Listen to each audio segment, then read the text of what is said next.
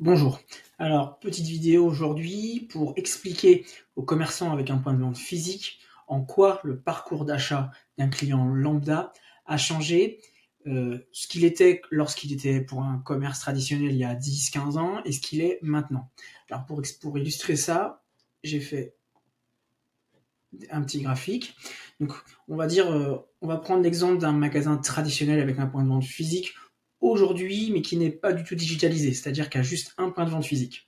Donc en général, les clients qui vont rentrer dans la boutique sont beaucoup en 95%. Alors ça, c'est des chiffres qui sont en moyenne dans une boutique avec un point de vente physique.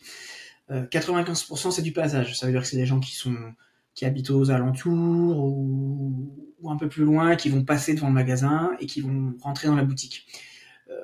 Il y a 4% en moyenne où c'est plutôt du bouche à oreille, c'est-à-dire qu'ils ont entendu parler de la boutique et donc du coup ils vont venir voir. Encore une fois, c'est des gens qui habitent pas loin de la boutique.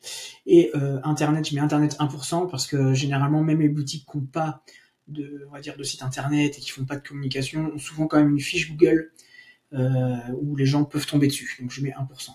Donc ces canaux d'acquisition vont engendrer des ventes en point de vente physique, donc en magasin.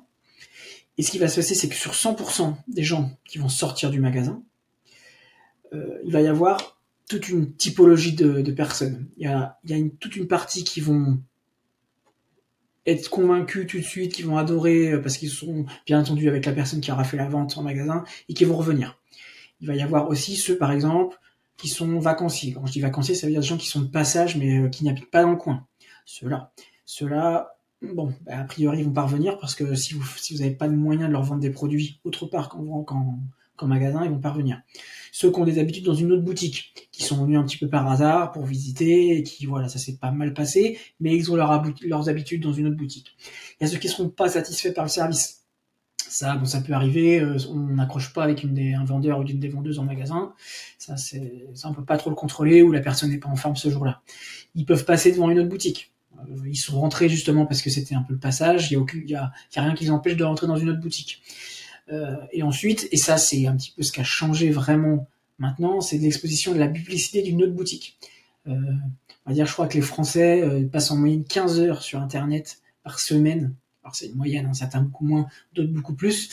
Donc toute la journée, ils sont exposés à des publicités. Et si vous en faites pas, si vous le faites pas de la bonne façon, ils vont aller chez les concurrents.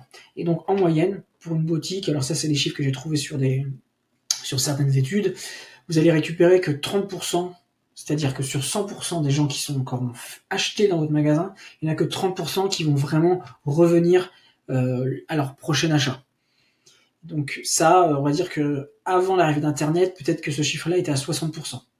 Il est descendu à 30%, en grande partie du coup, parce que surtout à cause de l'exposition à la publicité. Ce qui se passe maintenant, on va voir le parcours client dans une boutique moderne.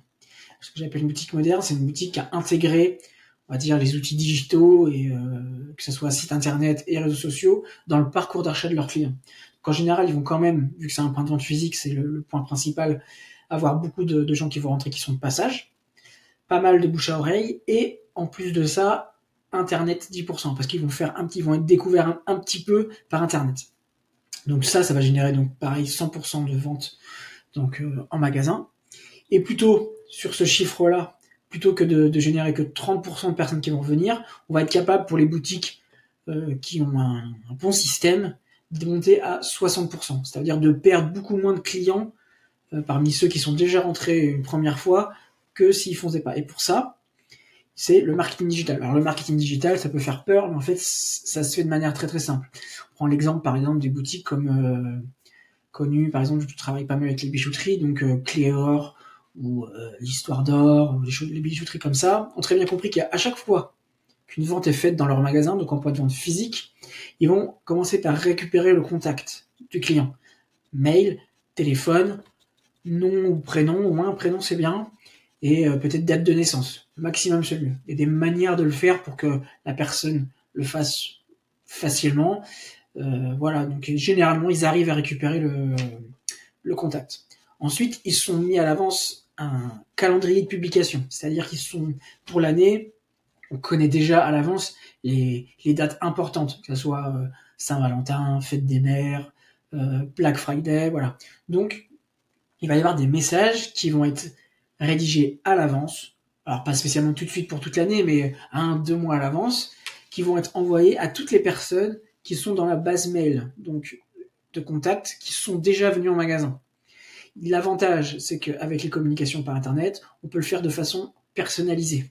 Qu'est-ce que j'entends personnalisé? C'est-à-dire que c'est à la fois, il va y avoir du coup leur nom et leur prénom dedans, donc ils vont avoir un peu plus de proximité, et en plus, les messages qui vont être envoyés vont pouvoir être segmentés en fonction de ce qu'ils ont acheté, par exemple en magasin. Comme on sait ce qu'ils ont acheté, on sait ce qu'ils sont peut-être susceptibles de racheter, on sait à quelle date ils l'ont acheté, on sait quelle marque ils ont acheté, donc on peut, plus la base mail augmente, plus on peut segmenter les messages et les exposer à des offres et des présentations de produits qui sont très ciblées. Et l'avantage, donc, c'est que on peut aussi, par exemple, automatiser, ça c'est plus dans la partie, on va dire, améliorer le parcours d'achat global, c'est qu'on va, par exemple, automatiser les demandes d'avis. C'est-à-dire que chaque personne qui va rentrer en magasin et faire un achat chez vous, automatiquement, vu qu'elle a laissé son contact, peut-être aller 3-4 jours après, elle va recevoir une demande en disant on espère que votre achat, vous êtes satisfait de votre achat. Si vous êtes satisfait, n'hésitez pas à laisser un avis sur notre fiche Google.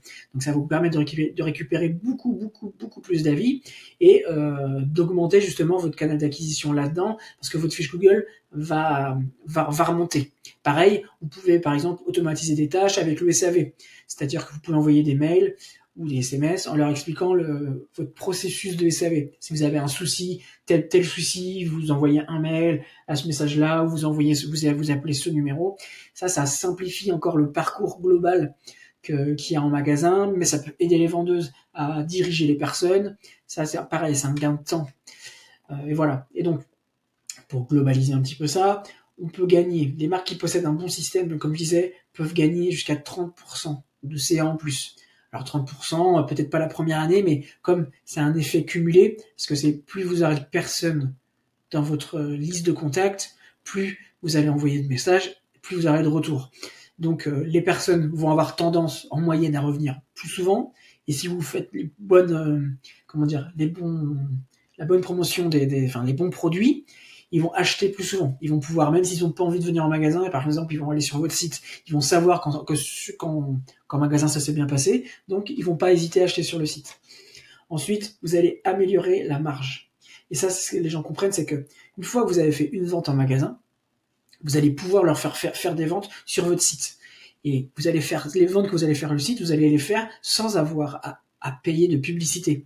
L'avantage, c'est que envoyer des mails ou des messages par téléphone, ça coûte presque rien. Il y a juste besoin d'une inscription à un logiciel, c'est peut-être 10, 20, 30 euros par mois, et c'est tout. Et vous pouvez envoyer autant de mails que vous voulez. Et c'est là le gros avantage que les marques, justement, comme je parlais, Cléor ou Histoire d'Or, ont compris, c'est que une fois qu'elles ont récupéré le contact en magasin, elles peuvent rediriger les clients vers leur site internet. Et donc, ça augmente également votre surface de vente. Vous pouvez vendre 7 jours sur 7 et 24 heures sur 24. Voilà, et donc le dernier point que je disais, les logiciels sont très peu chers, que ça soit pour faire un site internet ou pour faire de la communication. En réalité, maintenant, ce qui coûte de l'argent, c'est si vous le faites faire à quelqu'un, mais si la personne connaît bien son travail, c'est rentable dès le 2e ou 3e mois. Voilà, donc il faut bien garder en tête ces pourcentages-là. Un commerce qui ne sera pas du tout digitalisé aujourd'hui perd des ventes. Il perd, au lieu de faire 60% de personnes qui reviennent, et ça descend à 30% parce que les personnes sont exposées à de la publicité, ou alors ils n'ont pas la possibilité de revenir, ou alors ils ont envie d'acheter sur internet parce que il y a beaucoup de gens qui ont envie de ça. C'est pour ça que vous devez faire du marketing digital si vous voulez concurrencer les grandes marques en ligne.